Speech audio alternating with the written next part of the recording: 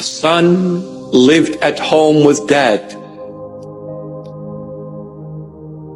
in honor, in glory, in respect, in dignity, in success, in everything good. But the son, according to his way of perception, he came to his senses and said, there is one thing missing in my life. I don't have freedom. My dad controls my life. I'm suffocating, even though he is making me live like a king.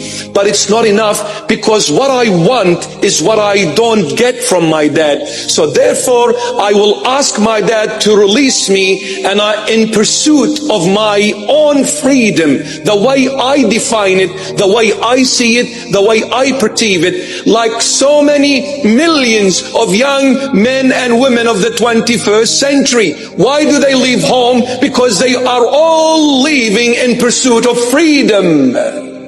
Freedom. Why are they disobedient to their parents? Because they wish to do things their way, not God's way. And what happens as children, as siblings? What happens when we choose to do things our way, not God's? From the house of my father, from that glory, I'll end up in the pig's field, in the core of filth and sin. Absolute destruction. From the son to a slave, from a king to an absolute nothing. Pigs doing it better than me. So many young men and women that I have met in my life went out in the hope they will achieve what their desire is, their heart's desire is.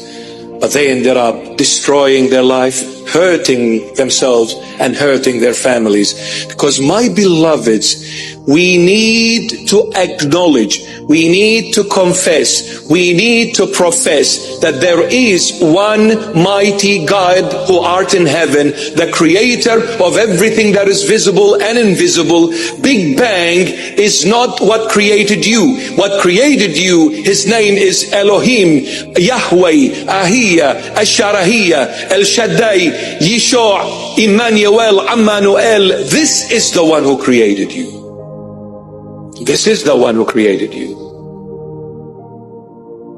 So when we walk away from this Heavenly Father, from our true divine God, we will end up in a far-off country. A far-off country meaning living in sin. Because when we distance ourselves from God, we are living in sin. Because God is holiness, and outside of holiness is nothing but sin. God is light, and outside of light is darkness.